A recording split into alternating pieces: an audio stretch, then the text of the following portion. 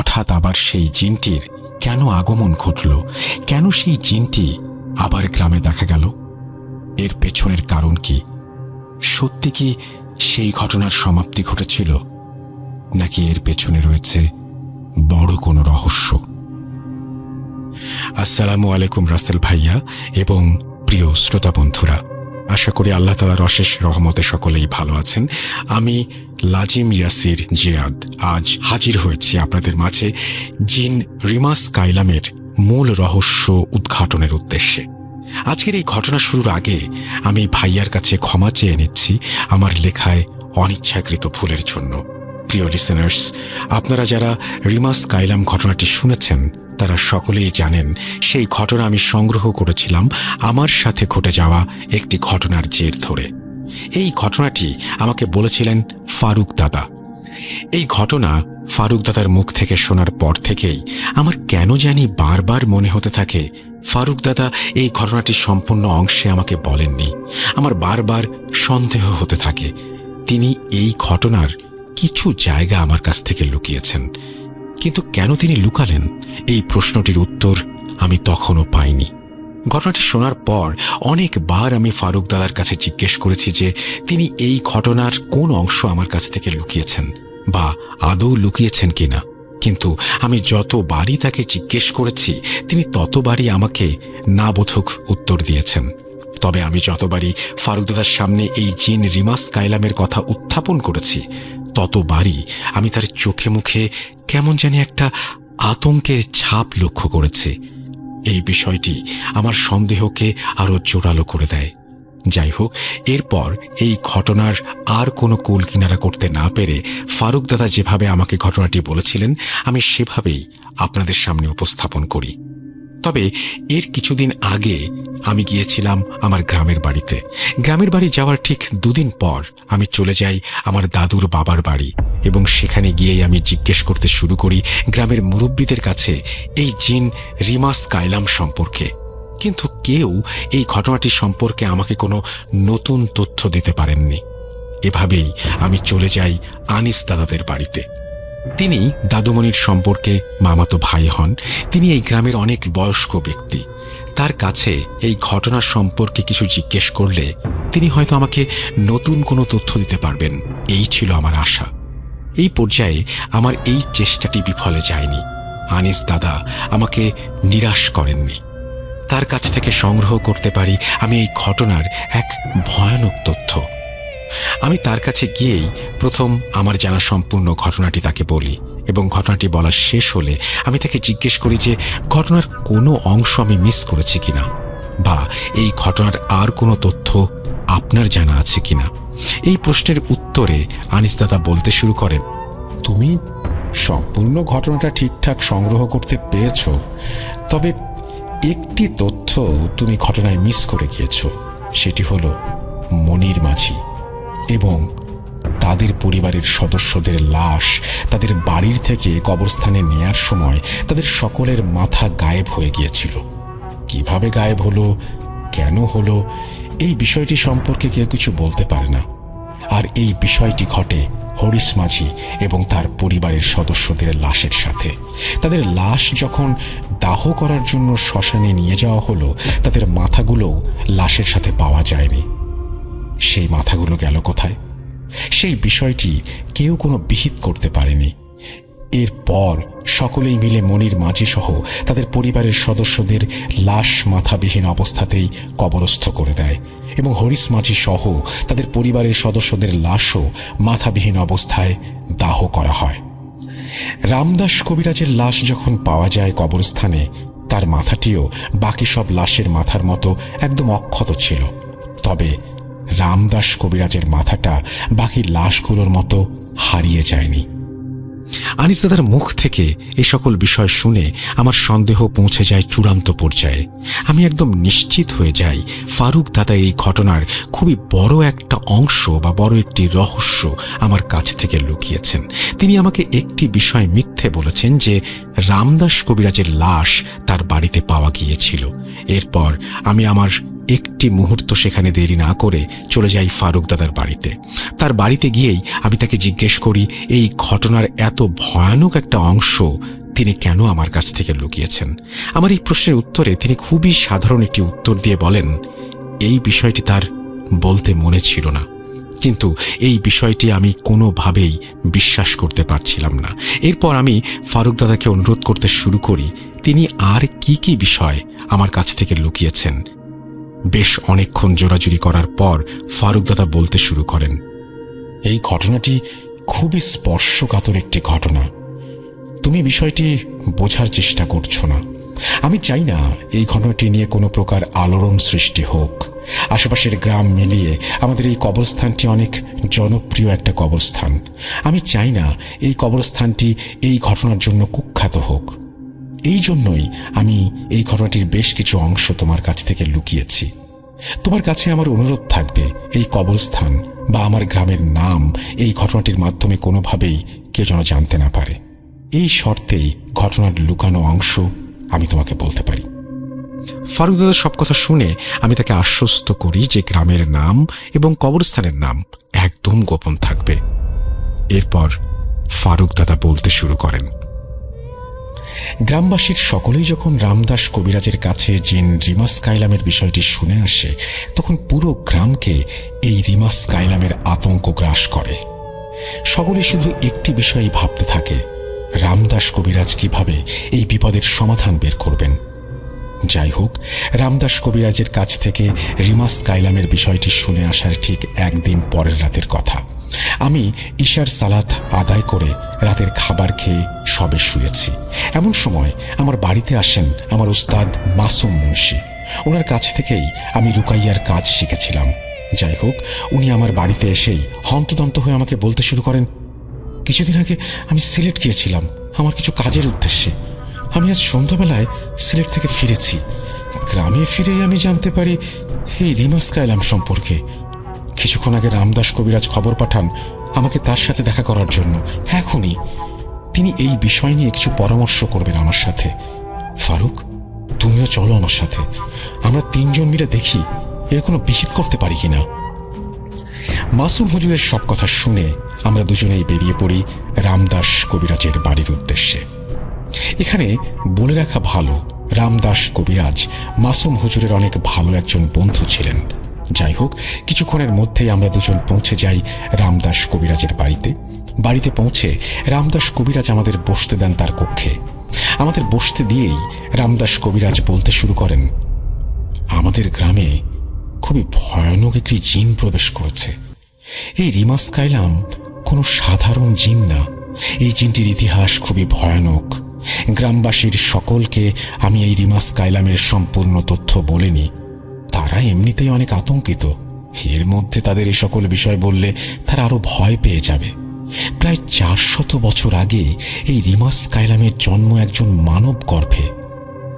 ইরানের একজন black magician অসীম ক্ষমতা পাবার লোভে যোগাযোগ স্থাপন করে ইফরিত গোত্রের একজন জিন সম্রাটের সাথে, যার নাম কাইলাম মাসহার। এই কাইলাম মাসহার সেই ব্ল্যাক ম্যাজিশিয়ানকে অসীম ক্ষমতা দেওয়ার লোভ দেখিয়ে হাসিল করে খুবই ভয়ানক একটি কাজ। যখন সেই ব্ল্যাক ম্যাজিশিয়ান কাইলাম মাসহারের সাথে যোগাযোগ করে, তখন সে ব্ল্যাক ম্যাজিশিয়ানকে বলে তার একটি কাজ যদি সে করে দিতে পারে তবে সে তাকে অসীম ক্ষমতা দেবে। সেই কাজটি হলো সেই ব্ল্যাক ম্যাজিশিয়ানের স্ত্রীর গর্ভের থেকে কাইলাম মাসহারের সন্তান জন্মগ্রহণ করবে। সেই ব্ল্যাক ম্যাজিশিয়ানটি কাইলাম মাসহারের এই শর্তে রাজি হয়ে যায়। এরপর কাইলাম মাসহার কালো জাদুর মাধ্যমে সেই ব্ল্যাক ম্যাজিশিয়ানের স্ত্রীকে গর্ভবতী করে। এর কিছু মাস পরেই জন্মগ্রহণ করে সেই ব্ল্যাক ম্যাজিশিয়ানের স্ত্রীর গর্ভ থেকে রিমাস কাইলাম। এখানে মূলত ইফরিত জিন সম্রাট কাইলাম মাসহার তার নিজের ভয়ানক একটি কাজ হাসিল করে। সে শয়তানের কাছে নিজের মর্যাদা বৃদ্ধির লাভে এই রিমাস কাইলামকে একজন মানব গর্ভে জন্মগ্রহণ করায়। তার কাজ হাসিলের পর সেই ব্ল্যাক ম্যাজিশিয়ান এবং তার স্ত্রীকে কাইলাম মাসহার মেরে ফেলে। এই রিমাস কাইলাম একটি নরঘাতক জিন, যে শুধু মানুষের মাংস খায়, তবে সে মানুষের মাথার অংশটি খায় না।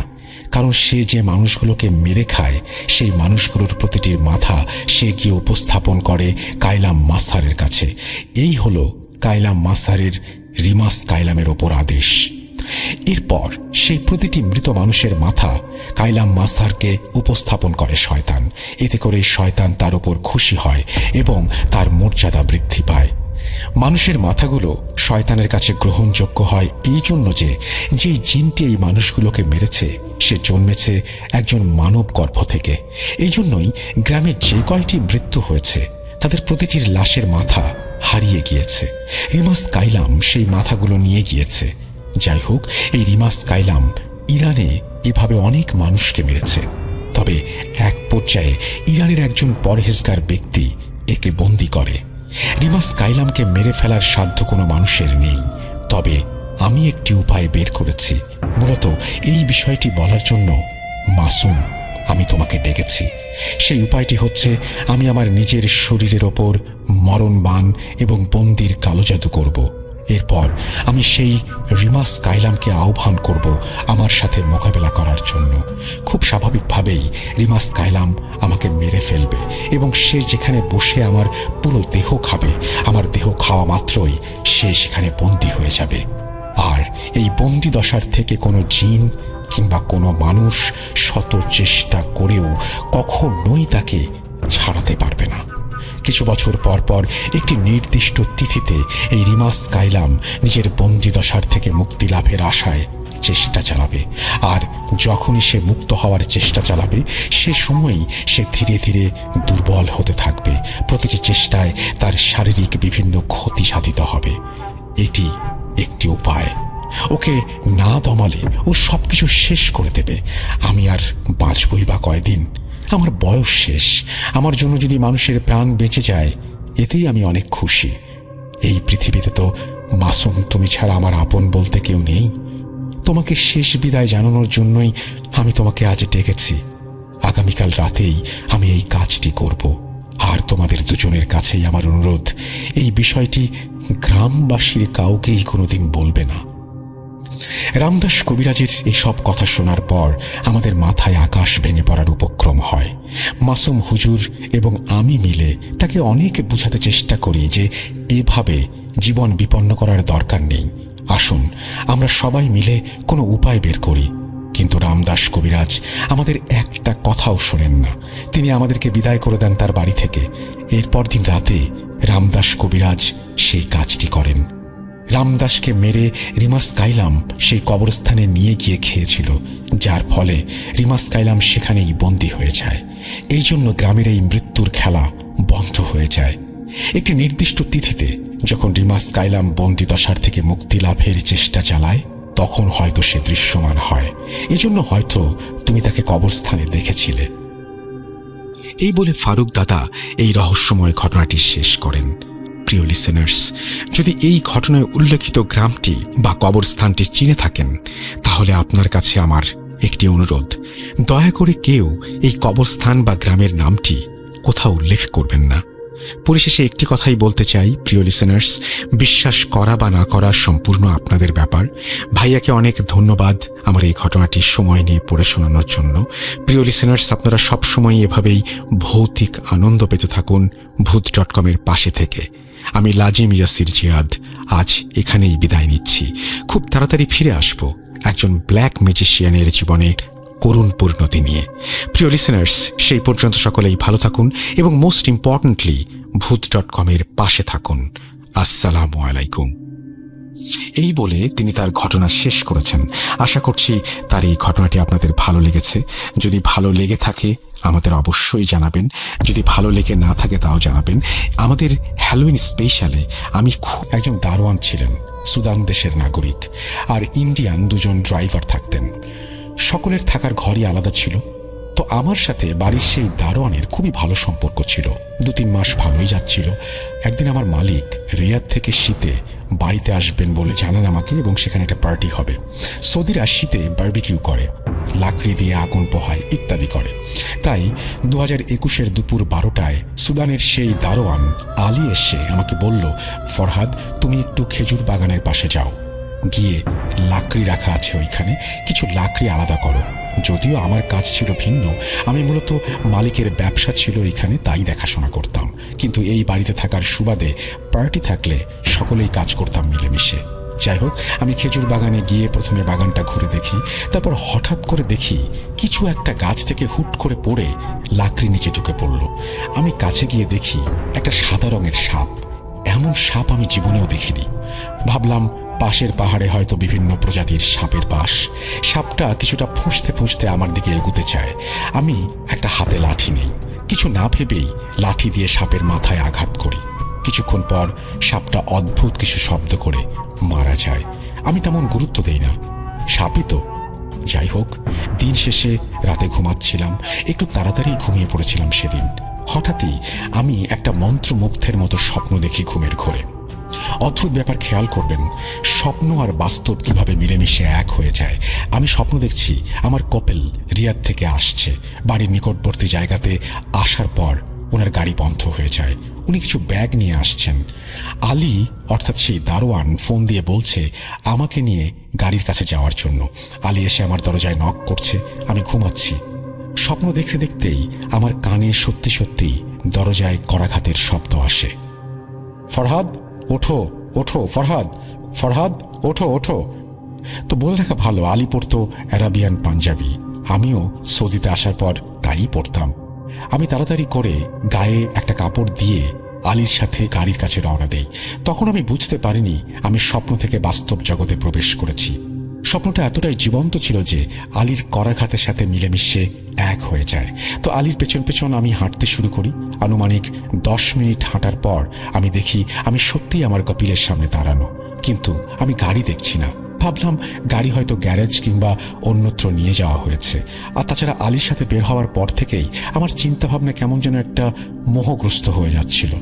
যাক, দেখতে পেলাম কপিলের হাতে একটা ব্যাগ এবং সাদা বস্তুর মতো কিছু একটা। আমি সালাম দিলাম, সে উত্তর নিল। আমাকে বলল ব্যাগটা নিতে। আমি ব্যাগটা হাতে নিলাম। আমাকে নিষেধ করা হলো, বলল মাথায় নিতে। আমি মাথায় নিলাম। তারপর বলল আমার পেছন পেছন হাঁটো।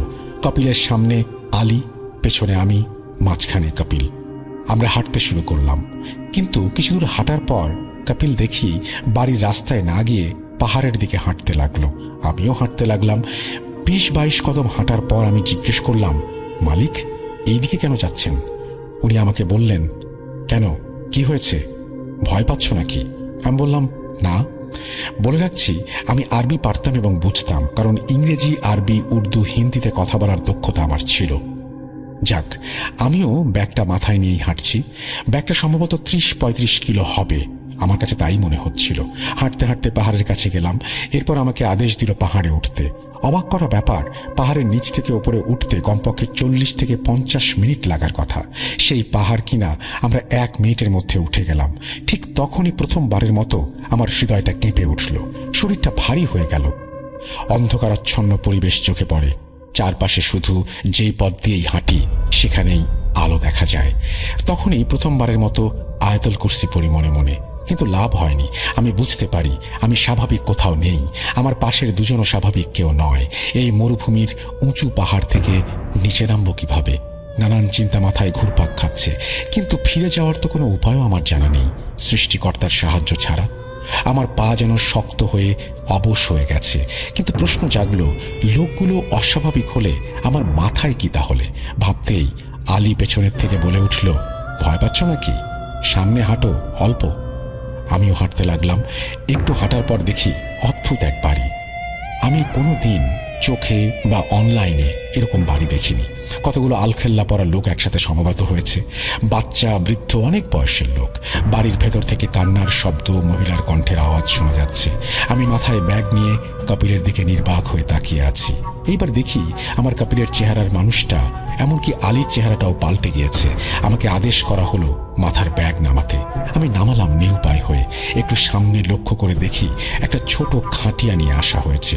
অবাক করা ব্যাপার হচ্ছে, অনেকগুলো অপরিচিত মুখ দেখছি আমি। এদের কারো চেহারাই ভয়ঙ্কর ছিল না। আসলে জিনেরা যায়নি আমাকে ভয় দেখাতে। আমি সবাইকে সালাম দিলাম। যাই হোক, একজন বয়স্ক লোক আমার সামনে আসলো। হঠাৎই সকলে ওনাকে দেখে চুপ হয়ে গেল। ওনার নাম ছিল আব্দুল্লাহ সারি। উনি এসে আমাকে সালাম দিয়ে বলল, হে ইনসান, আদমের সন্তান, তোমার সামনে রাখা ব্যাগটা খুলে দেখো। ব্যাগটা আমি বিসমিল্লাহ বলে খুললাম। খুলে দেখি ফুটফুটে চেহারার 4-5 বছর বয়সী একটি ছেলের লাশ। ওর মাথা থেকে রক্ত ঝরছে, গলায় লাঠির আঘাতের চিহ্ন। আমাকে বলা হলো আমি ওকে চিনতে পেরেছি কিনা। আমি বললাম না, আমি প্রথম দেখলাম। আমাকে জানানো হলো আজ দুপুরে আমি যে সাপটি মেরেছিলাম এটি সেই শিশু। ও দুপুরবেলায় খেজুর বাগানে খেলছিল। আমাকে দেখতে পেয়ে দ্রুত এই সাপের রূপ নিয়ে পালাতে চেয়েছিল, কিন্তু আমি দেখে ফেলায় আমাকে কামড় দেওয়ার ভঙ্গিতে ভয় দেখাচ্ছিল। আমি বুঝতে পারলাম, আমি উপস্থিত সকলের কাছে ক্ষমা চাইলাম। তখন কিছু জিনেরা বলল, ওকে ক্ষমা করা যাবে না। কেউ আবার বলল, ও আদম সন্তান, বুঝতে পারেনি। এই নিয়ে কথা কাটাকাটি হচ্ছিল। এক পর্যায়ে সিদ্ধান্ত হলো ওর গোসল এবং কবরে মাটি দিতে হবে এবং 7 রাত ওর কবরে এসে একটা গাছে পানি দিতে হবে এবং ওর জন্য সৃষ্টিকর্তার কাছে দোয়া করতে হবে। তাহলেই আমার সেই রাতের পুরো ঘটনাটা আমার চোখের সামনে সিনেমার মতো ভেসে ওঠে। একটা ভয়ানক অন্ধকার রাত, নির্জন এলাকা, নিষ্প্রাণ বাড়িটা খাঁ খাঁ করছিল। তারপর সেই কন্ডাক্টরের মৃতদেহ, না না জানি সেটা কে ছিল। একটুর জন্য আমরা সত্যিই সেই রাতে বেঁচে গিয়েছিলাম। তা না হলে যে কি হতো, হয়তো সবাইকে সেই কন্ডাক্টরের সাথেই প্রাণ হারাতে হতো। অশরীরী পিশাচ, দানব, প্রেত, চুড়েলের গল্প অনেক শুনেছি মা দাদির মুখে, কিন্তু জীবনের মধ্যাহ্নে এসে এইভাবে তার সম্মুখীন হব তা কল্পনাও করতে পারিনি। সেই বিভৎস পিশাচটা যখন একটা একটা করে জানালার শিকগুলো কামড়ে ভাঙার চেষ্টা করছিল, তখন আতঙ্কে মনে হচ্ছিল যেন বুকের পাঁজরের হাড়গুলো এক এক করে ভেঙে যাচ্ছে। সত্যি বলতে, বাইরে চাঁদের আলোয় চকচক করা করাতের মতো দাঁতগুলোর সাথে জানালার রডের ক্রমশ ঘর্ষণ, উক্ত বিকট যান্ত্রব শব্দও তখন কানে প্রায় আসছিলই না। সমগ্র শরীর ও মস্তিষ্ক যেন তখন একটা মায়ার ঘোরে চলে গিয়েছিল। হুঁশটা ফিরেছিল একটি আতঙ্কিত অথচ গম্ভীর কণ্ঠস্বরে।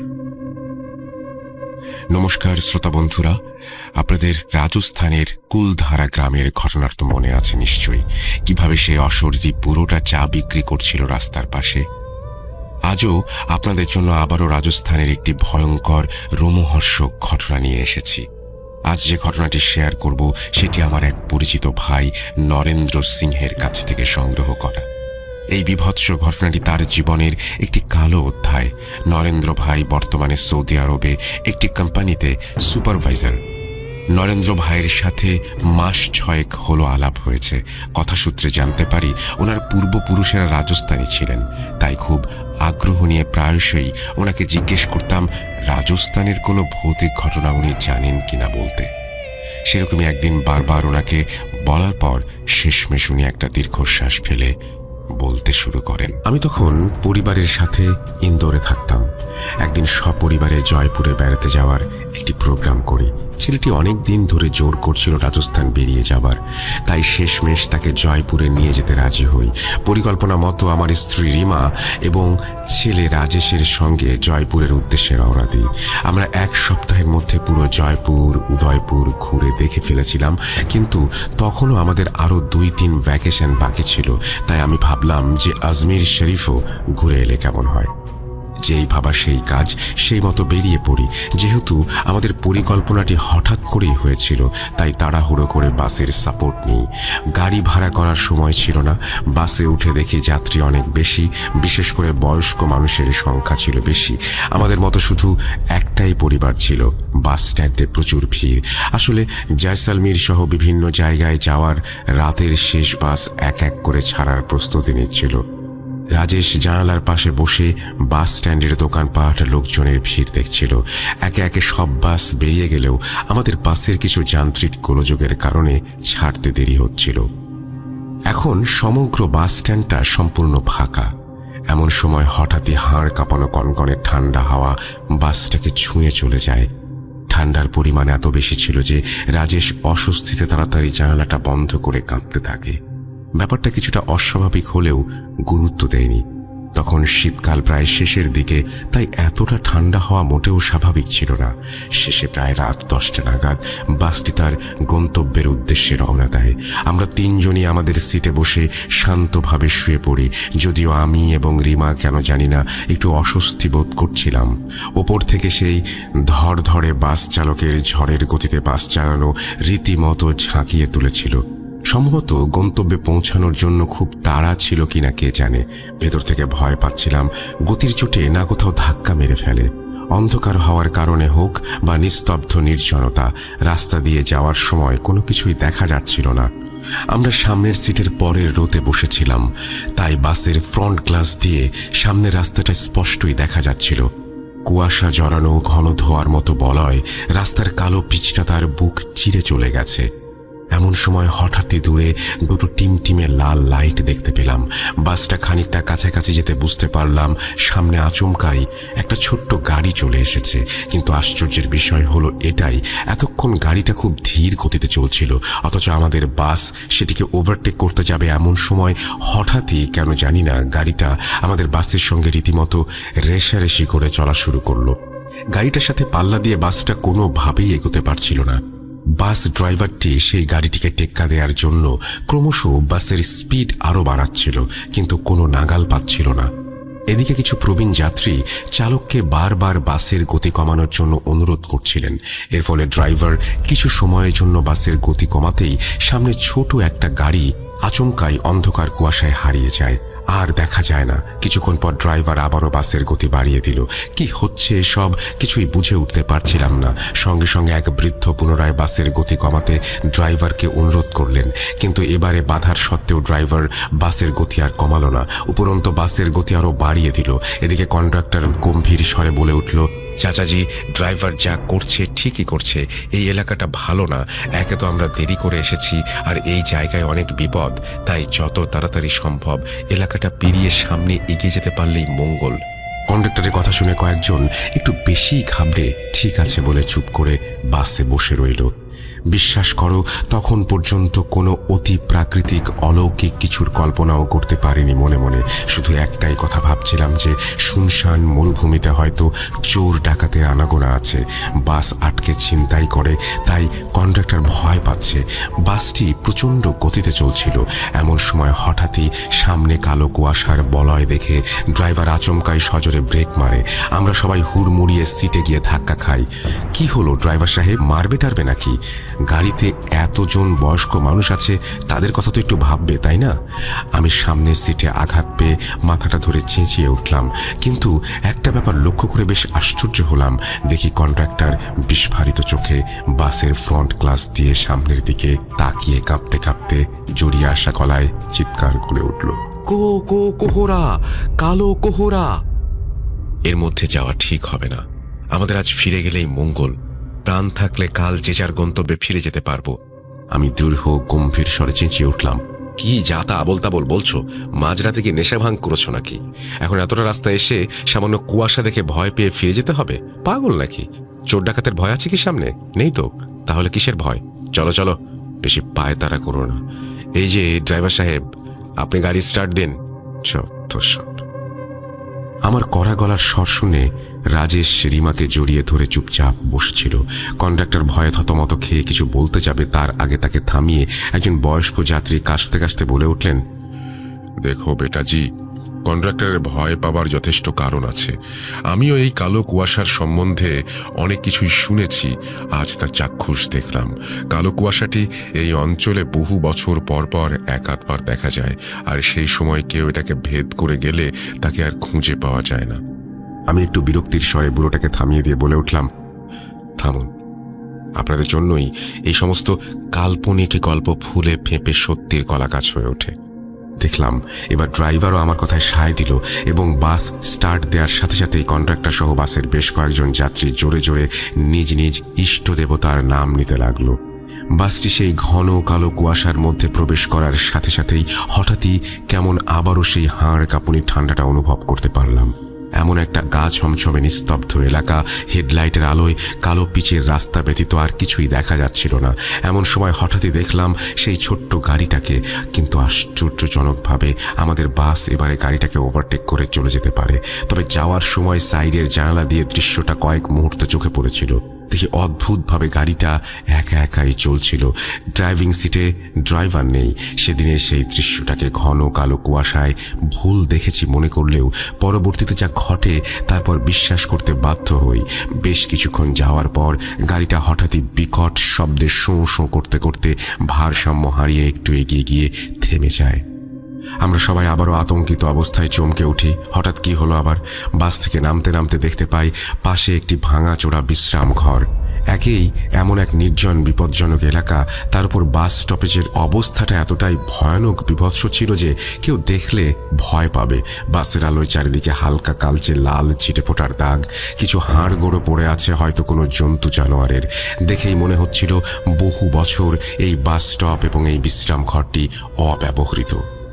ড্রাইভার টর্চ জ্বালিয়ে বাস থেকে নেমে দেখতে গেল যে আসলে ব্যাপার কি, বাসের ঠিক কি হয়েছে। কিছুক্ষণ পর সে জানায় যে বাসের সামনের দুটি চাকাই পাংচার হয়ে গেছে, এদিকে অতিরিক্ত চাকাও নেই যাতে মেরামত করা যায়। এখন কি করা উচিত সবাই ভাবছিলাম। রাজেশ বাসের সেই ঝাঁকুনিতে আবারও উঠে পড়ে, রিমাকে জড়িয়ে ধরে বসে থাকে। চারিদিকে বালুকাময় ধুধু মরুপ্রান্ত, অচেনা জায়গা, ঘন কালো রাত, বন্য প্রাণীর ভয়ও আছে। বাস এভাবে নষ্ট হয়ে যাওয়ায় সবাই হুঁশ হারিয়ে ফেলেছিল। এখন কি করা যায় কেউই কিছু বুঝতে পারছিলাম না। হঠাৎই কন্ডাক্টর একটু দূরে একটা কালো আলো দেখতে পেয়ে বিস্ময়ে বলে ওঠে, ওখানে একটা আলো দেখা যাচ্ছে না? হয়তো কোনো একটা গ্রাম হবে, চলুন আমরা সবাই সেখানে যাই, হয়তো আমরা রাতের জন্য নিরাপদ জায়গা খুঁজে পাবো। কন্ডাক্টরের কথায় সবাই একমত হই। এরপর সবাই যে যার জিনিসপত্র তুলে সেই আলোর দিকে এগিয়ে যায়। ধীরে ধীরে সবাই সেই আলোর কাছে পৌঁছালাম। সেখানে পৌঁছে দেখি একটি বড় সড়ো একচালা ছাউনি বিশিষ্ট ঘর না বলে একটা লম্বা গোডাউন বলা চলে। মৃদু আলোটা জানালার ভেতর থেকে আসছিল। সবাই দরজার বাইরে দাঁড়ালাম।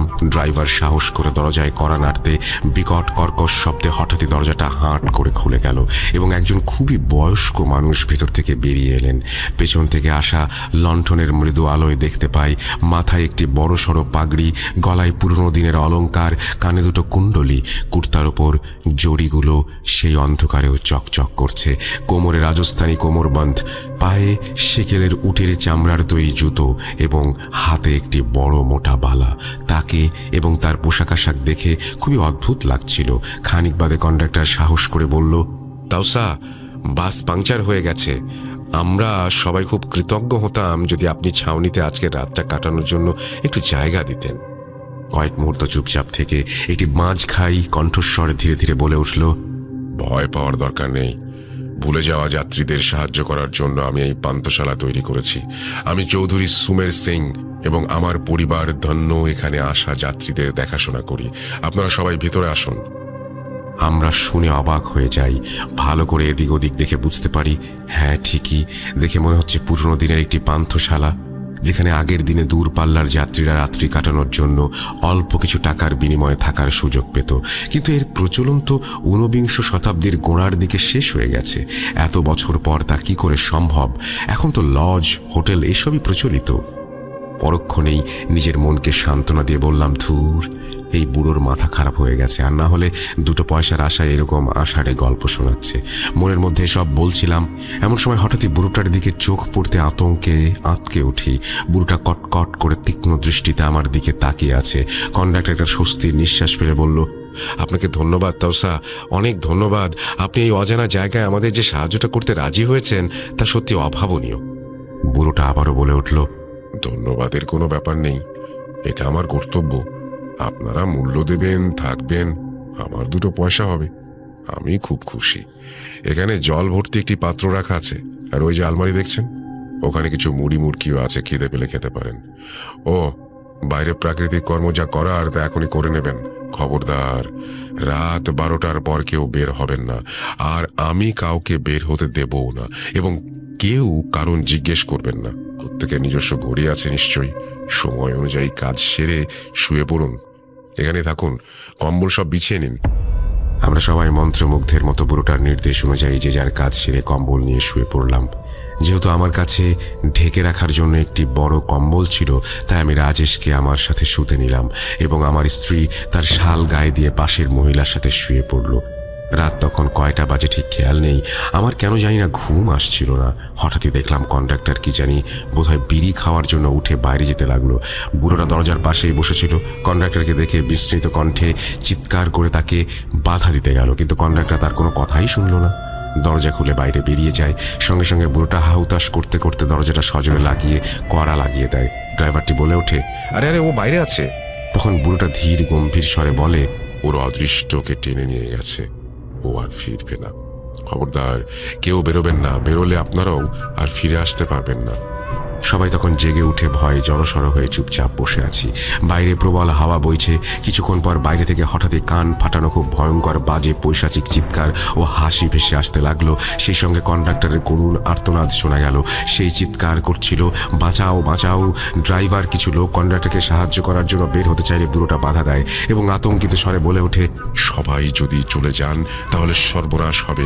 যদি সেই শয়তান ভেতরে চলে আসে তাহলে কেউ বাঁচবেন না। এমন সময় জানালার রেলিংয়ে একটা বিভৎস ভয়ঙ্কর দৃশ্য দেখে শির দ্বারা দিয়ে বরফের স্রোত বয়ে যায়। রাজেশ চিৎকার করে তার মাকে জড়িয়ে ধরে। আমরা সবাই কাঠ হয়ে সেই দৃশ্য দেখতে থাকি।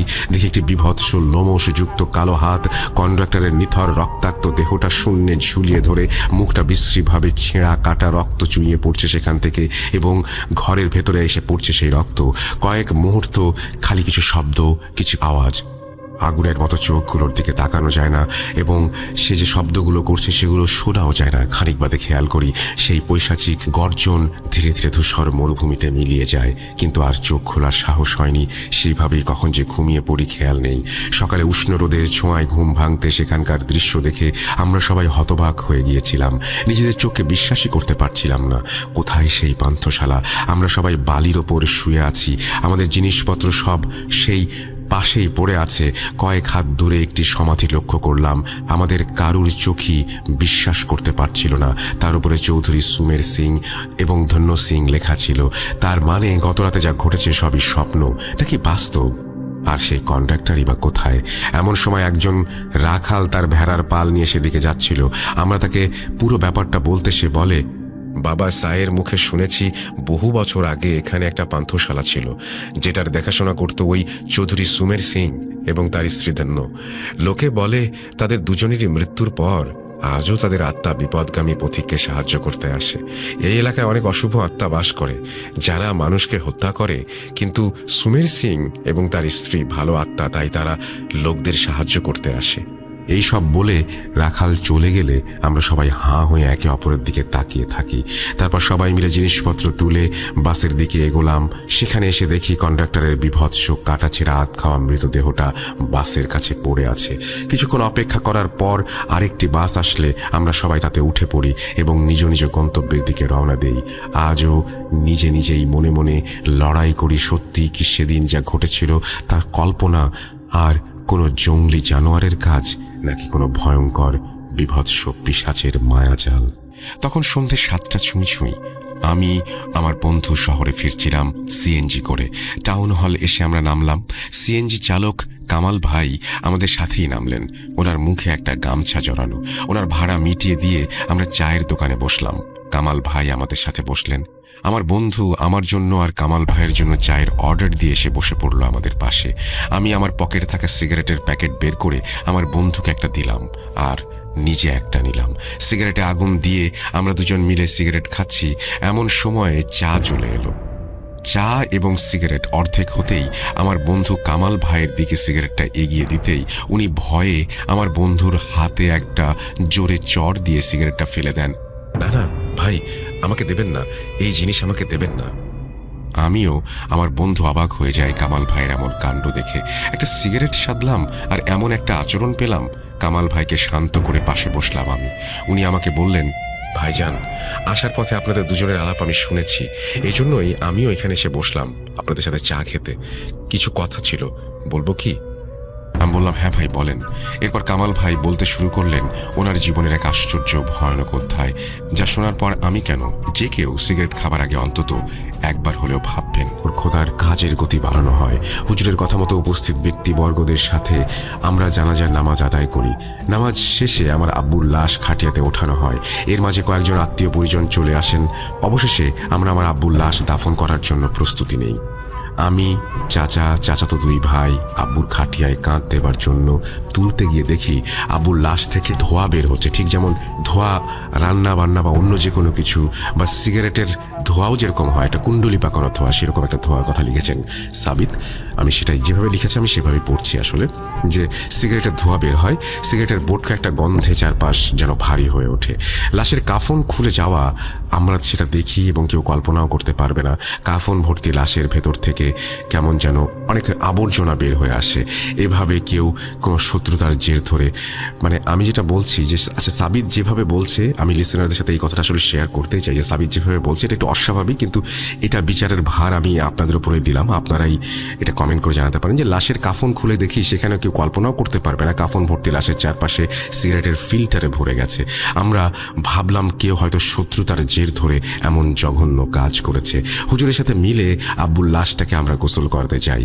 আব্বুর হাত আর চেহারাও যেন খসে যাচ্ছিল। এবার গোসল করিয়ে দ্রুত লাশ খাটিয়ায় তুলে কবরের উদ্দেশ্যে নিয়ে যাওয়ার জন্য যাত্রা শুরু করা হয়।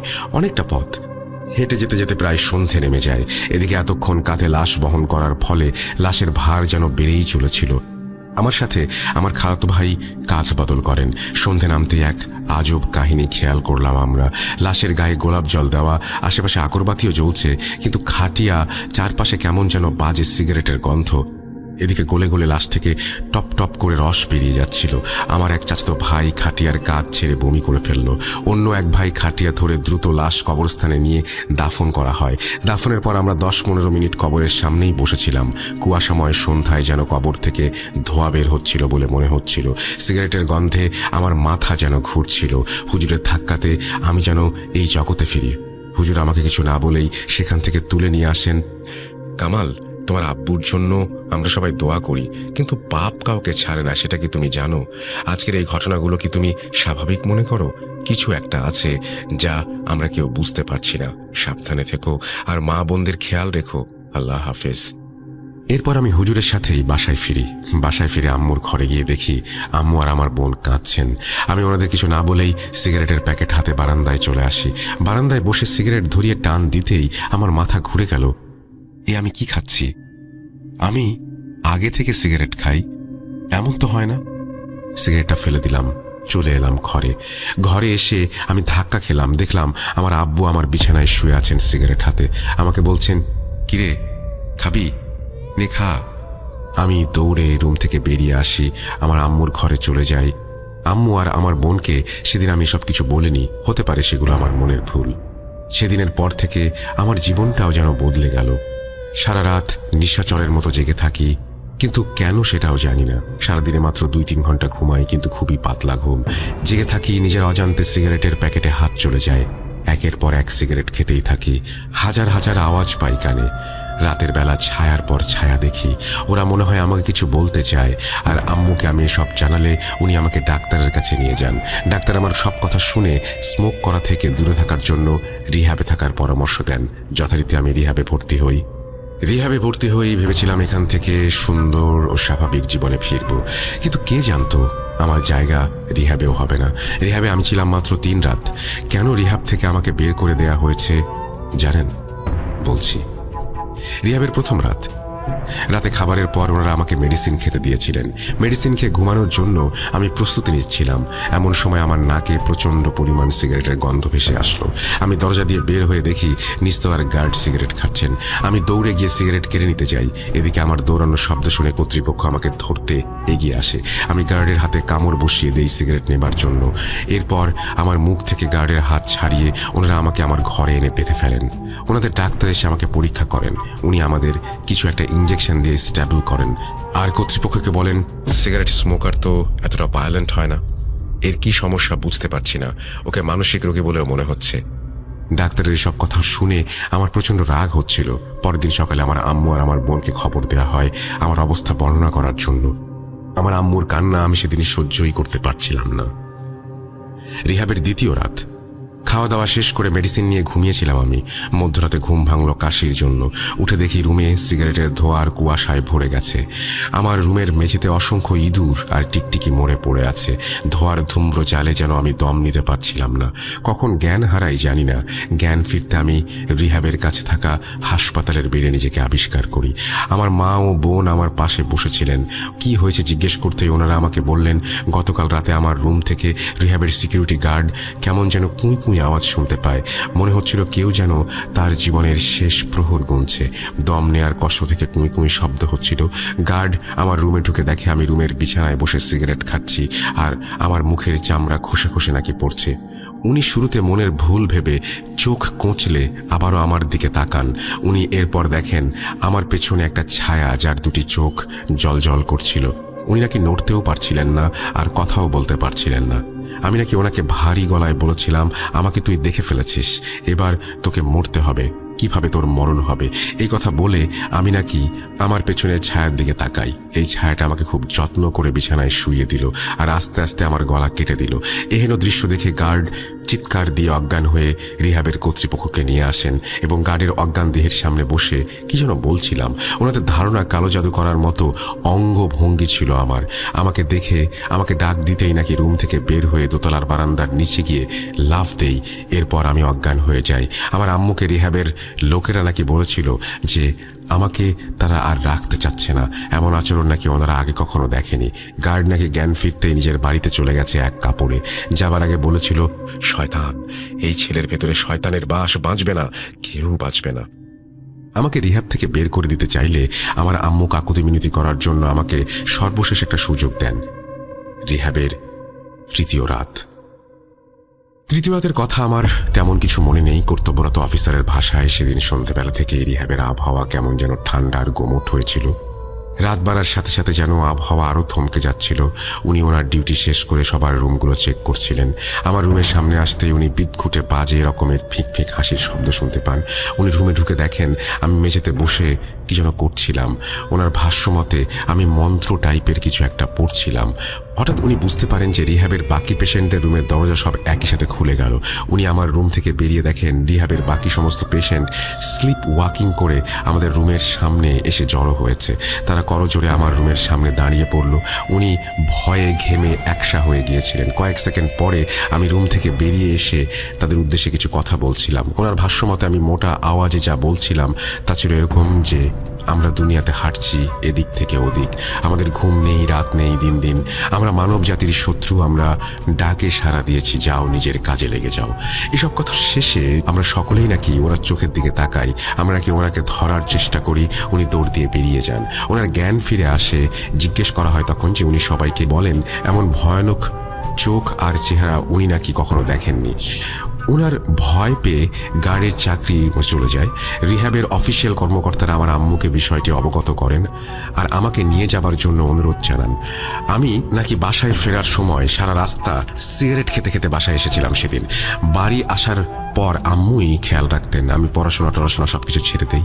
আমার জন্য নাকি বাকি ছাত্রদের উপর বিরূপ প্রভাব পড়তো। আমি প্রতি রাতে আমার ঘরে একজনের অস্তিত্ব অনুভব করতাম। মনে হতো এটা আমার আব্বুর অস্তিত্ব। আমার আব্বু আমাকে কিছু বলতে চাইছে, এমন ভাবার কিছু কারণ আছে।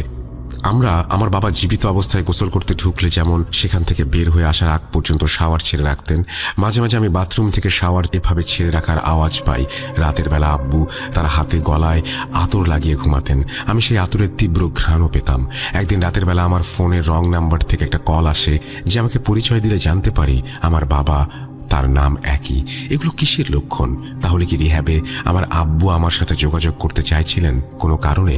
আমার আব্বুকে আমাকে কিছু বলতে চেয়েছিলেন, কিন্তু মৃত্যুর পর তো আর কোনো রূহ দুনিয়ার মাঝে যোগাযোগ করতে পারে না। তাহলে কি হচ্ছে? প্রায় দিন রাতের বেলা সময়গুলো আমি মনে মনে অন্যরকম এক ব্যক্তিতে পরিণত হতাম। আব্বুর মতো বারান্দায় গিয়ে সিগারেট খেতাম প্রায় সারা রাত, কথা বলতাম ফিসফিস করে ছায়ার হাতে সিগারেট দিতাম শেয়ার করার জন্য। সেই রাতগুলো এমন হতো, সেদিন আমার সন্ধ্যের পর কিছুই মনে থাকতো না, মনে হতো আমি গভীর ঘুমে। আমার আব্বুর ভাবনাও যেন আমার মনকে আরো দুর্বল করে দিয়েছিল।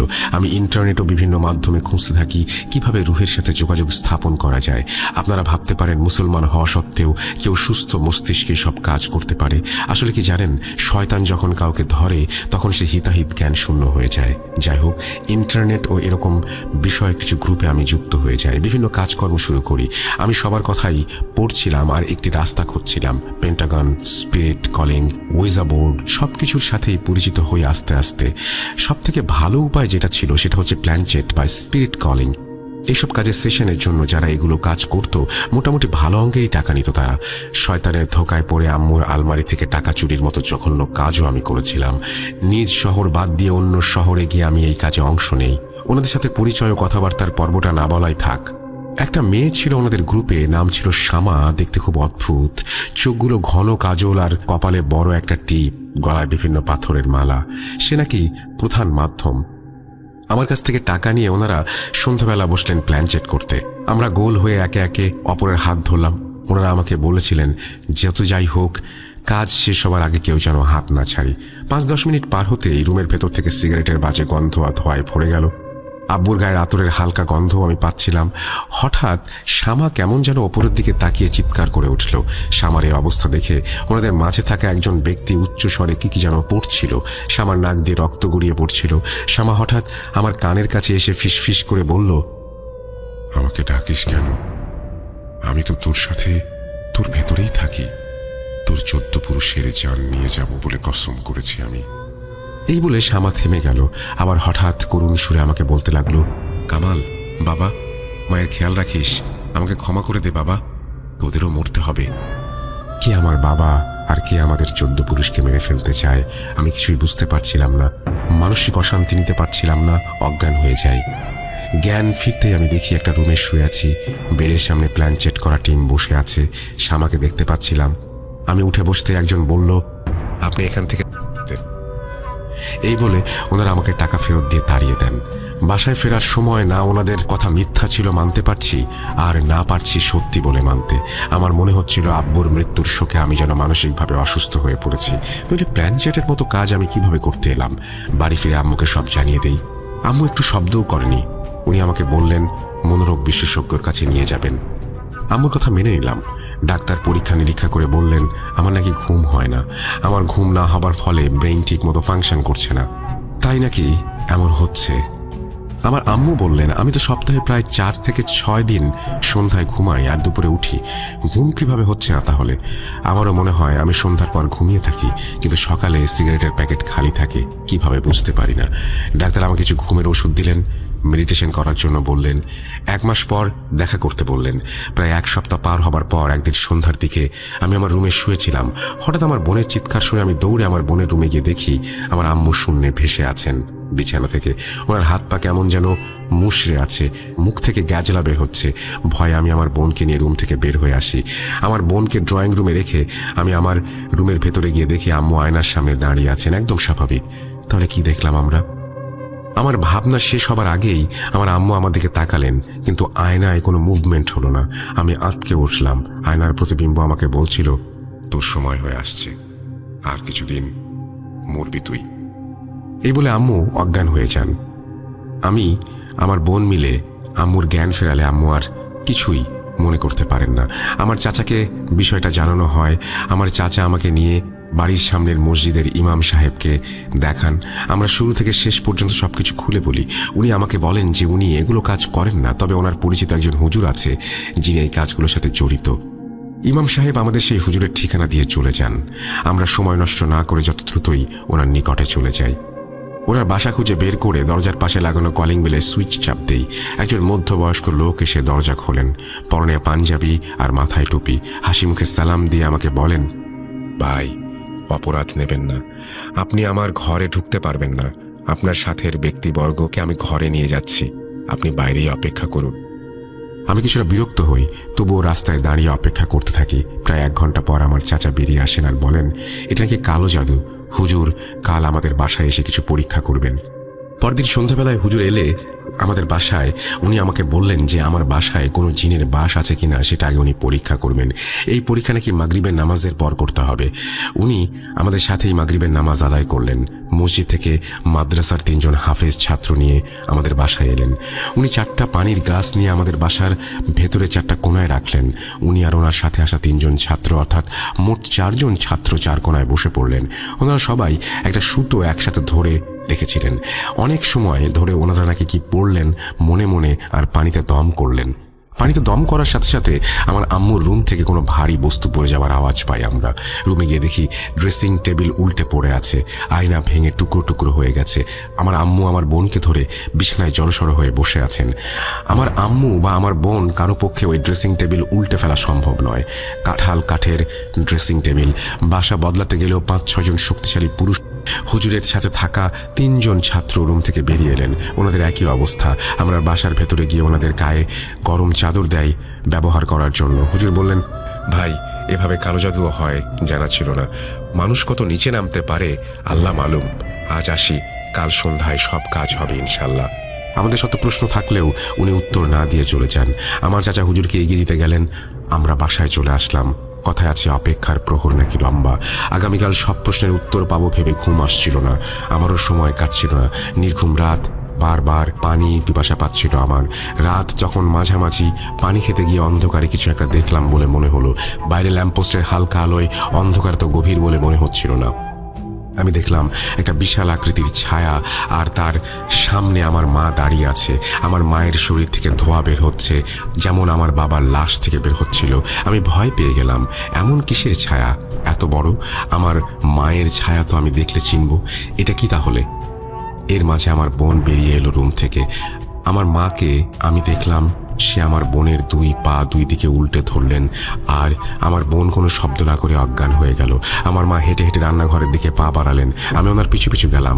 আমি দেখলাম আমার আম্মু একটা ছুরি নিয়ে আমার বোনের গলার দিকে এগিয়ে যাচ্ছেন। আমি দৌড়ে আমার আম্মুকে ধাক্কা দিয়ে ফেলে দিলাম, আর আমার বোনকে কোলে তুলে নিয়ে আমার রুমে এসে দরজা বন্ধ করে দিলাম।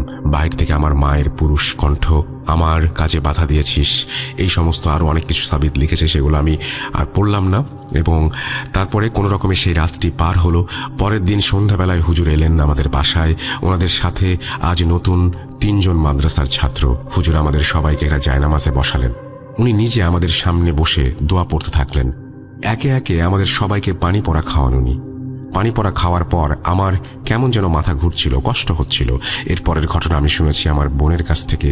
আমার বোনের ভাষ্যমতে সেদিন সন্ধ্যাবেলায় সব প্রশ্নের সমাধান হয়েছিল। কেন আর কি কারণে আমার বাবা মারা গেলেন আর আমার সাথে এমন হয়েছে, সব কিছুর জট সেদিন খুলেছিল। শুনুন আমার বোনের ভাষায়। পানি খাওয়ার পর কামাল ভাইয়া কেমন যেন গড়গড় শব্দ করছিল। হুজুর আমাদের সবাইকে জায়নামাজ থেকে উঠে যেতে বললেন। আমরা সবাই গোল হয়ে পানির সাথে আতর নাকি যেন একটা মিশিয়ে একটা লাঠি দিয়ে ভাইয়ার চারপাশে একটা বৃত্ত এঁকে দেন। উনি বলেন, ভাইয়ার ভেতর শয়তানের বাস আমাদের বাবা মারা যাবার পর থেকেই।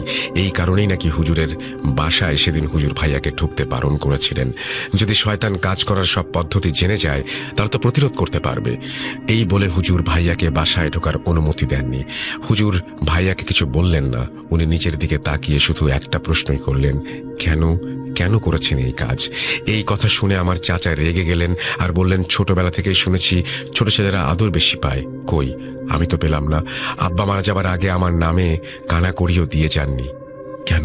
আমি নেশাগ্রস্ত ছিলাম বলে? আমার কি অধিকার নাই? আমার ভাইকে সব দিয়ে দিল।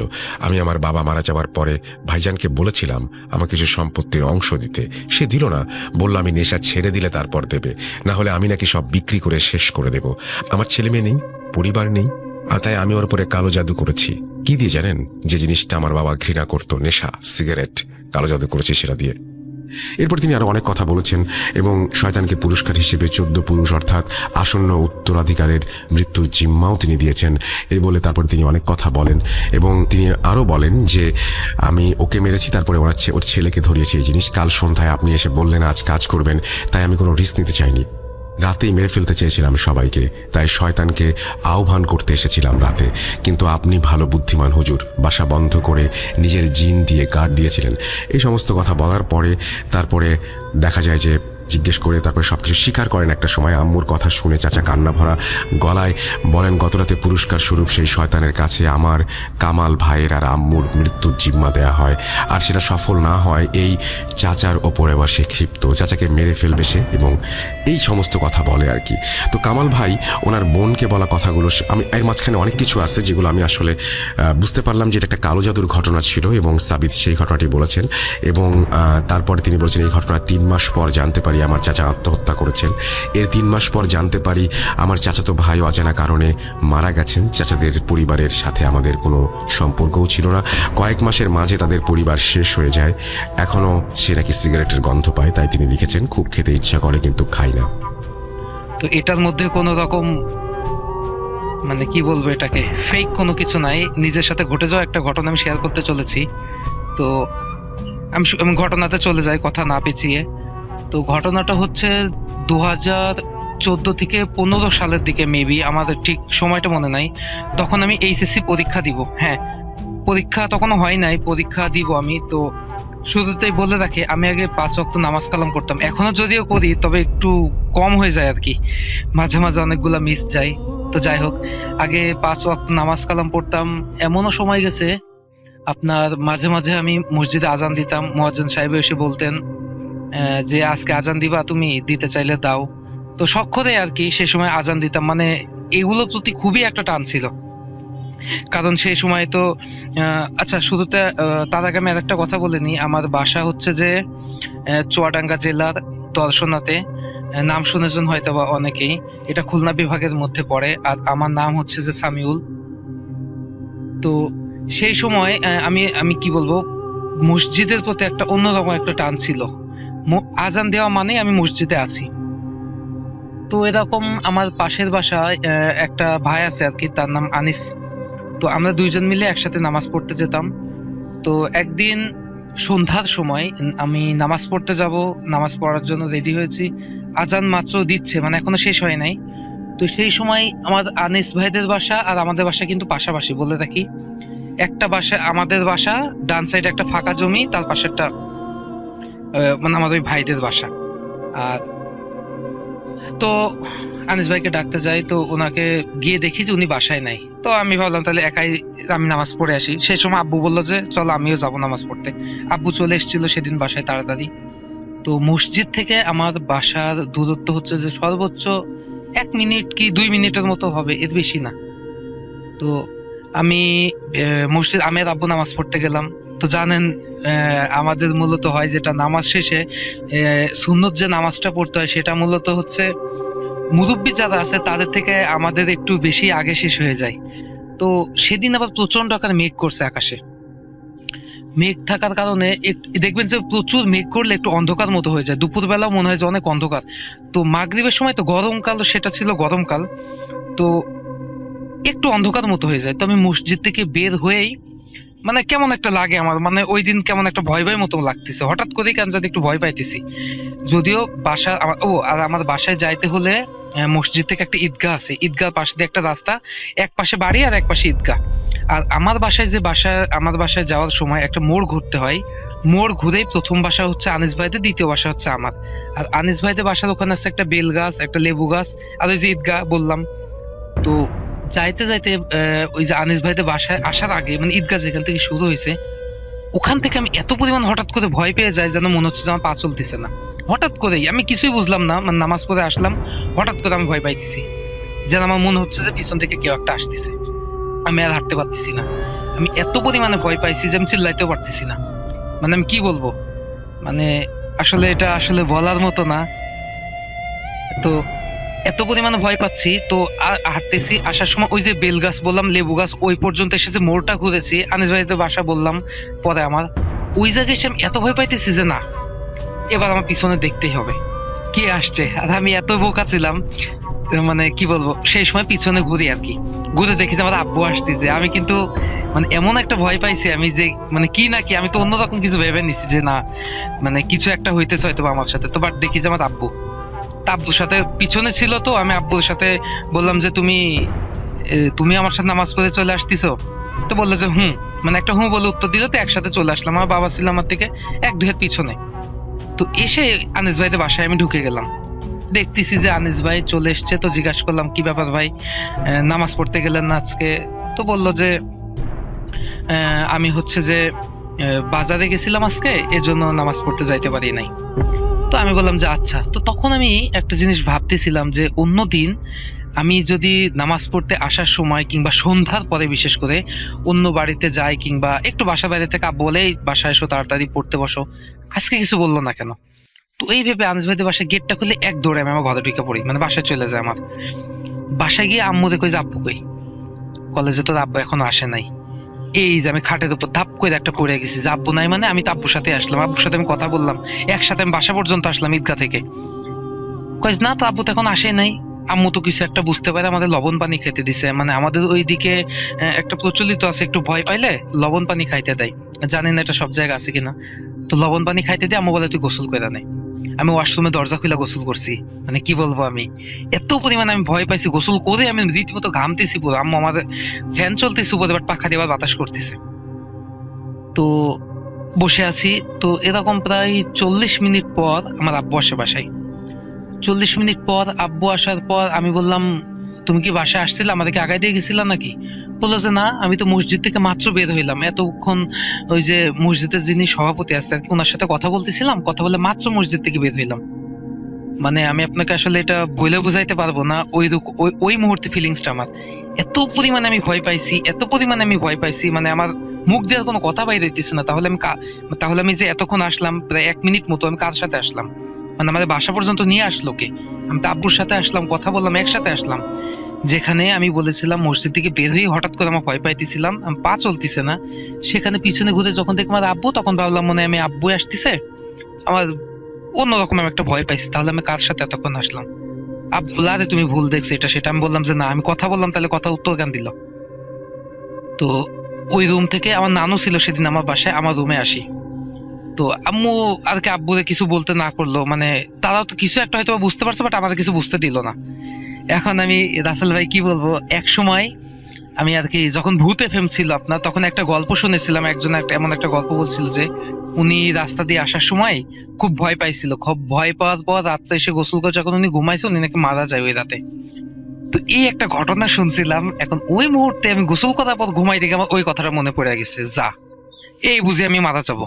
কারণ ওই যে ভয় পাইলে নাকি মানুষ মারা যায়, তখন আমি মানে নিয়মিত ভূত এফএম শুনতাম আর কি। তো ওই রাতে আমি ঘুমাইতে পারি না, যত রকমের দোয়া দরুদ আছে মানে পড়ে খাটে চারিপাশ ফু দিয়ে আবার শুচ্ছি। নানু ছিল সেদিন আমার সাথে। মানে গল্পটা আর কি ছোট, বাট এটাই আমার মূলত ঘটনা ছিল। অনেকের হয়তো বা ভালো লাগবে না, আর আমি ওইভাবে গুছিয়েও বলতে পারলাম না, বাট গল্পটা একদম সত্য গল্প, এটা আমার নিজের সাথে ঘটে যাওয়া গল্প।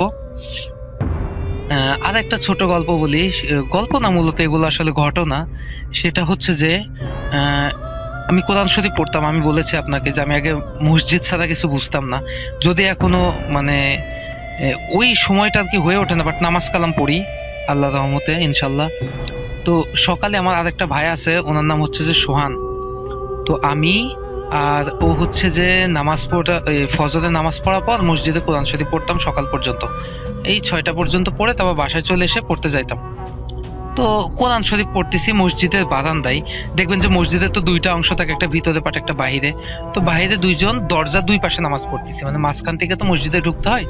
তো আমি লেফট সাইডে আছি, ও হলো রাইট সাইডে আছে। তো নামাজ পড়তে পড়তে মানে কোরআন শরীফ পড়তে পড়তে হঠাৎ করে কেন জানি মানে রুকু শেষ হয় নাই, বাট পড়তে পড়তে কেন জানি আমার চোখ বাইরের দিকে চলে যায়। আর বাইরের দিকে চলে যায়, ওখানে যায় তখন দেখি যে আমার সামনে থেকে কি একটা চলে গেল, মানে আমি কি বলবো আর কি। দেন আবার কোরআন শরীফ পড়তেছি, হঠাৎ করে দেখি ডান দিকে চোখ চলে যায়, জানালার দিকে কি একজন চলে যাচ্ছে। মানে আমি এটা স্পষ্ট ফিল করতে পারতাম। ওই ঘটনার পর, ওই যেদিন বললাম যে আমি ভয় পাইছি, এটা তার পরের ঘটনা। এরকম প্রায় 2 দিন 3 দিন 4 দিন হয়, তারপর থেকে আমার আর কি সকালে অত সকালে আমার কোরআন শরীফ পড়া আসলে খুব ভয় করতো। পরে ওটা চেঞ্জ করে আমরা পরে দুপুরে নামাজের পর পড়তাম আর কি। তো এই ছিল রাসেল ভাই আমার ঘটনা। যদি ঘটনাটা ভালো লাগে অবশ্যই শোনাবেন, আর এরকম আরো কয়েকটা ঘটনা আছে, আমি অন্য আরেকদিন শোনাবো। আজকে এতটুকুই, বাট জানি না ঘটনাটা কেমন হয়েছে, অন্যদের মতো এত ভয়ঙ্কর কিংবা অন্য কোনো রকম কিছু না, বাট আমার ক্ষেত্রে এটা আমার অনেক ভয়ের একটা ঘটনা। প্লাস মানে কি বলবো, ওই ঘটনাগুলো মনে পড়লে এখন যেমন ভয় পাই, তেমন কিছু কিছু জিনিস ভেবে খুব হাসিও পাই। টোকাতে কিন্তু সেদিন কপালে তার তাল ছিল না। কেউ তার আগে তা নিয়ে গেছে। ভীষণ রাগে গজগজ করতে করতে সে বাড়ির দিকে রওনা দিল।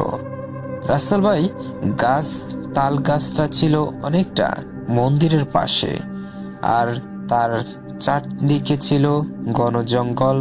তো যখন সে রওনা দিল, হঠাৎ জঙ্গলের ভিতর থেকে কেউ একজন পরপর 3বার তার নাম ধরে ডাক দিল।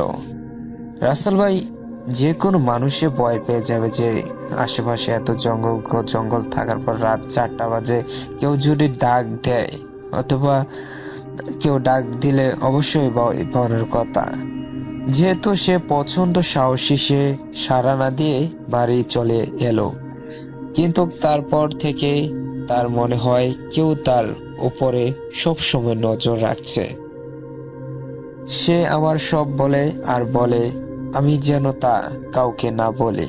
তো আমি তাই করলাম। জানুয়ারি 2008 সাল, রাতে 12টা বাজে। বাড়িতে মেহমান, তাই সে বাথরুমে গিয়েছে। তো বাথরুমে সেরে সে বাইরে এলো। হঠাৎ লাইটের আবছা আলোয় সে দেখতে পেল একটি মানুষের মতো অবয়ব তার সামনে দিয়ে পূর্ব থেকে পশ্চিম দিকে চলে গেল। যেহেতু গভীর রাত, সে ভাবল হয়তো চোর এসেছে, তাই কাকু তার পিছু নিল। তাদের বাড়িতে চার গাছ চারটে ওই জায়গা থেকে ভীষণ চিৎকার আওয়াজ শোনা যায়। অনেকেই ওই জঙ্গলে রাত 11টা বাজে বাথরুমের কাজ সেরেতে যাওয়ায় অনেকেই ভয় পেয়ে এসেছেন। রাসেল ভাই, রাত 10টার পরে ঘরের বাইরে অনেকেই পারেন না। কাকুর কথা আজও খুব মনে পড়ে, আর মনে পড়ে ওই ভয়ঙ্কর রাতের কথা। কাকুর মৃত্যু আজও আমাদের কাছে রহস্য। আরো অবাক লাগে, একবার থুথু দিলেই কিভাবে একজন পরিপূর্ণ বয়স্ক মানুষ পুরোপুরিভাবে ভিজে যায়, এরপরে তার মৃত্যু হয়। রাসেল ভাই, এটি একটি সত্য ঘটনা। বিশ্বাস করা বা না করাটা সবগুলো লিসানারদের ব্যাপার। এই ঘটনাটি যদি সিলেক্টেড নাও হয় রাসেল ভাই, আমার কোনো দুঃখ নাই, কেননা আপনি তো শুনবেন আমার ঘটনাটা। তো রাসেল ভাই, এই ছিল আমার ঘটনা। আর আমি এত গোছাই আপনার ভাইয়ের মতন বলতে পারি না, তাই প্রথমে ঘটনাটা আমি শোনার পর আমি এটাকে লেখার পর আমি এটাকে পরে আপনাদের কাছে শেয়ার করি। তো আমার বাবা একজন ব্যবসায়ী, আবার মাঝে মাঝে আপনার একটু ওই যে কবিরাজি করে, ওইসব মানে প্যারানর্মাল অ্যাক্টিভিটিসের কাজগুলা করে মাঝে মাঝে। তো আমি যখন ছোটবেলায় ছিলাম, মানে ছোট থাকতে, হয়তো তখন 4-5-এ পড়ি, তখন আমার সাথে জিন বা ভূত তখন আমার আসর করে। তো আমি একদিন বিকালবেলা আমার একটা অভ্যাস ছিল যে আমি আমার ওই যে জমি চাষ করে যে পাওয়ার টিলার যেগুলা আমাদের এই জায়গায় বলে পাওয়ার টিলার বলে, ওই ট্রাক্টর বলে অনেক জায়গায়। তো ওগুলার যখন জমিতে চাষ দিত, তো তখন প্রায় সময় আমি বিকালবেলা চলে যেতাম ওগুলা দেখতে। তো এরকমই প্রায় সময় যেতাম। তো একদিন ঠিক সন্ধ্যার আগে এক জায়গায় জমি চাষ করতেছিল, তো আমি একাই ওই জায়গায় চলে গেছি। তো হঠাৎ করে যাওয়ার পরে সেই জায়গা থেকেই আমার মানে ওই যে খারাপ জিন বা আত্মা আমার সাথে প্রবেশ করছে আমার শরীরে। তো তখন তো আমি ছোট ছিলাম, তত বুঝতাম না। তো যেই দিন এই ঘটনা ঘটলো, তো সেই দিন আমি বাসায় চলে আসছি। আসার পর রাত্রেবেলা, আমি তখন ছোট ছিলাম, তাই আমার বাবা মার সাথেই ঘুমাইতাম। তো রাত্রেবেলা আমি হঠাৎ করে বাবা মার পাশ থেকে উঠা মানে দরজা খুলে একাই বাইরে চলে যেতেছে। তো যখন আমার বাবা মা দরজা খোলার আওয়াজ শুনছে, তো তখন মানে উঠছে, উঠা আমার ধরছে যে কিরে তুই কই যাস। তো তখন মানে আমার সেন্স ফিরে আসছে, মানে তখন আমি বুঝতে পারি নাই যে আমি কি একা একা কোথায় যাচ্ছি, ঘুমের মধ্যে হাইটা যাইতেছি। তখন আমার কোনো হুঁশ ছিল না। তো তখন বাবা এত কিছু জানতো না, তখন বাবা এখনো এইসব বিষয়ে সম্পর্কে অত ভালো জানতো না, তখন নতুন শিখতেছিল। মানে বাবার একজন ওস্তাদ ছিল, তার থেকে শিখতেছিল। তো সেই দিন বাবা আমাকে মোটামুটি ঝাড়ফুঁক কইরা ঘুম পাড়ায় দিছে। তো আমি আর সেই দিন আর মানে রাত্রেবেলা বের হইনি। তো আবার এরকম 2-3 দিন ভালো ছিলাম। তো হঠাৎ করে আবারও এরকম একদিন রাত্রেবেলা আমি স্বপ্ন দেখতেছিলাম যে আমারে মানে কে যেন ডাকতেছে যে আয়, ওই জায়গায় জমি চাষ করতেছে, তুই আয়, তুই আর আমি একসাথে যাব, চল। পরে আমি ঘুমের মধ্যে উঠা উঠা চলে গেছি বাইরে।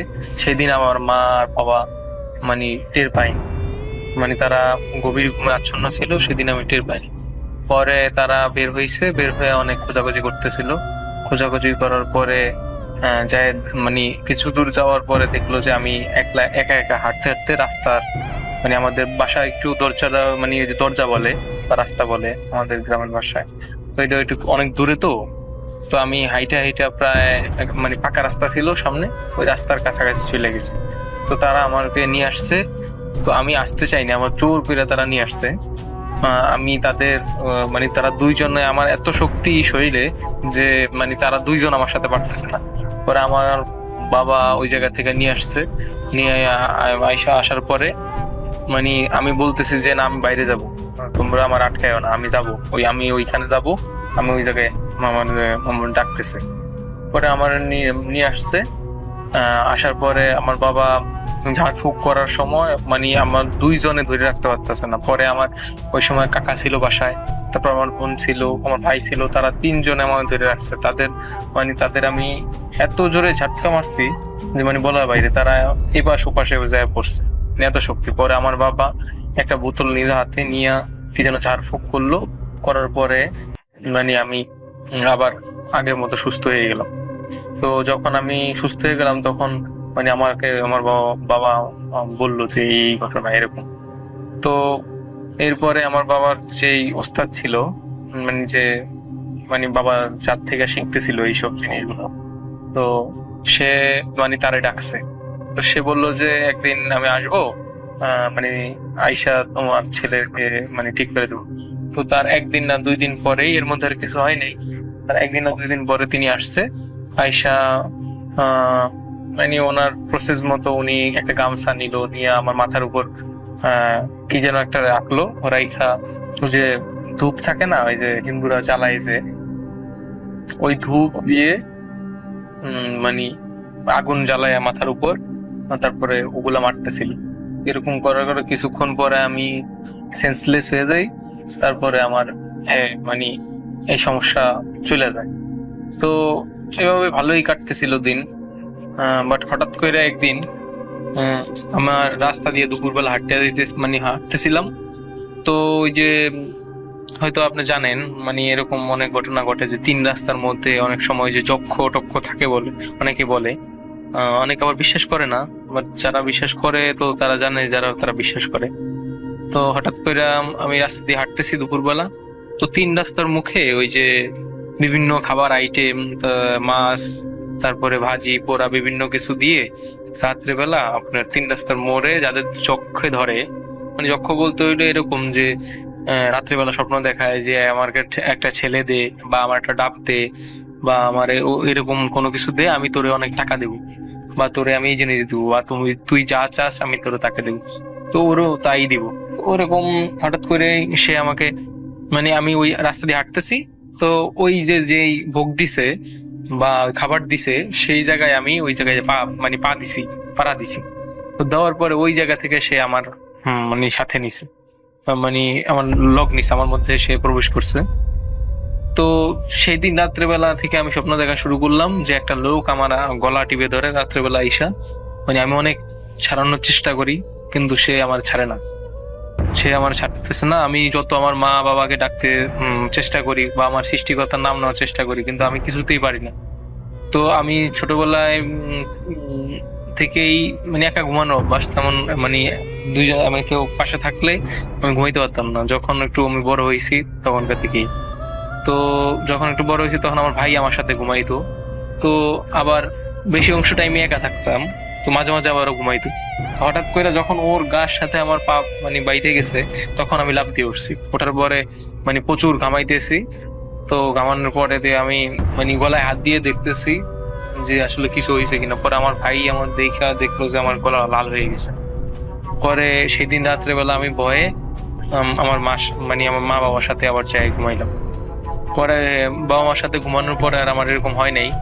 তো এইরকম ভাবে 2-3 দিন গেছে। পরে আমার দাদাই আমার সাথে ঘুমাইতো, আর আমার একা ঘুমাইতে দিত না। তো হঠাৎ করে আবার একদিন আমি একা ঘুমাইলাম রাসেল ভাই। তো ঘুমানোর পরে আবারও আমি একই স্বপ্ন দেখতেছি। তো দেখার পরে আমি যত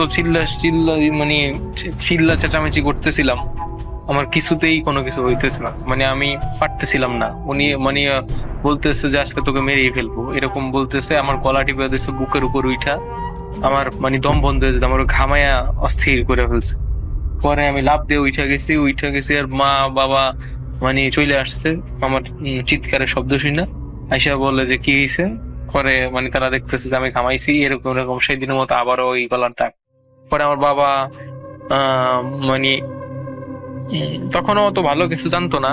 পরে সে মানে তার যে ওস্তাদ, তার থেকে পরামর্শ নিয়ে তাকে ডাইকে আইনা সে বললো যে বিভিন্ন খাবার আইটেম সে বলে দিছে যে এই অমুক অমুক জায়গায় যায়া কলা পাতায় কইরা বিভিন্ন খাবার আইটেম, মাছ টাছ, তারপরে সবজি ভাজি টাজি এগুলা দিয়া, ধূপবাতি, তারপরে আগরবাতি, মোমবাতি এগুলা দিয়া 3 রাস্তার মোড়ের মধ্যে ওগুলা দিয়ে আসতে।